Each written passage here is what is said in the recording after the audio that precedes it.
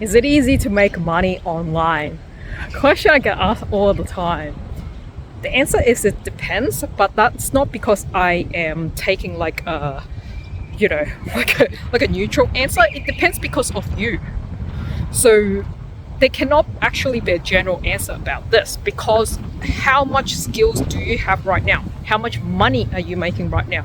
So for somebody that is already making six figures, they have already got skill sets that is like they know how to build rapport with people, connect with people, they already manage people, they can navigate through difficult conversation, through negotiation, they're a good salesman, they can promote themselves well, they have no fear of talking to people, going up to people, then obviously that person's going to have a way easier time to starting an online business to promote their own product or service versus someone that is like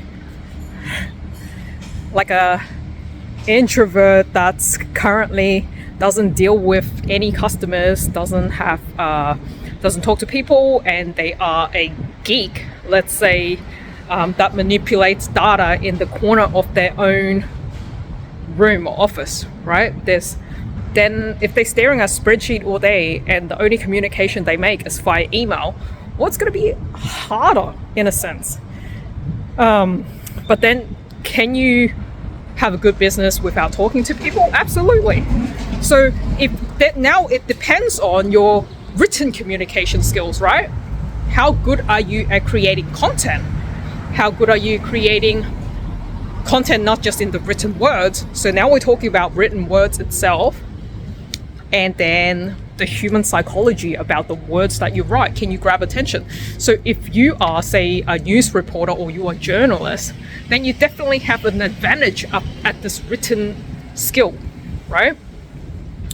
So now you have a skill set that could potentially be better than just talking to people, right? Or it could be of equal, like, valuable point system, let's just say, right? Then you're gonna have someone that is a really good designer, and then it'll be picture tell 1,000 words, right? If you can utilize imagery, draw really cool things, illustration that hits a pain point of your customer or your potential lead, and you can articulate that in a picture format without much words, that could potentially be really cool, right? So that's why it depends. Now, if you are good or average at all of these things, well, that's pretty cool. I think the problem is that a lot of people is not able to communicate well these days. Because we're so used to texting. We're not used to being a marketer per se. Like, most people don't like talking about their strength, right? They don't like promoting themselves. They don't like selling something. They feel icky about that because of the way other really bad salesmen approach them. So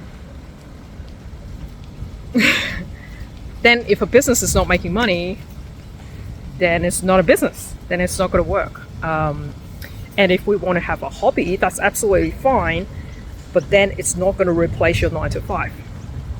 So I hope that answers the question of like, is it easy or not easy? My answer is you've got to be able to skill stack yourself.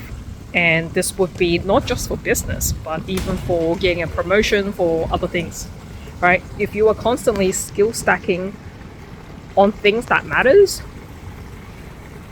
and when I say matters, for the market in this context, do you have skill sets that is valuable for the market that they are willing to pay for? So the bigger the problem you can solve, the more you are going to be compensated about it. I'll give you an example. Let's just say you're really nerd and techie, and you can build a mouse trap that is like laser point, and it can track the mouse and zap them, but it costs $1,000. Who's going to buy the mouse trap? Just because you're really good at building a mousetrap doesn't mean someone will buy it. So when it comes to the market, it's like, are you solving a problem that people will pay for, that is valuable to them at a price that makes economic sense? So this would then come back to Economics 101, which is like this cross of supply and demand, where the center point where it crosses is called the equilibrium point. So the market will always do that naturally.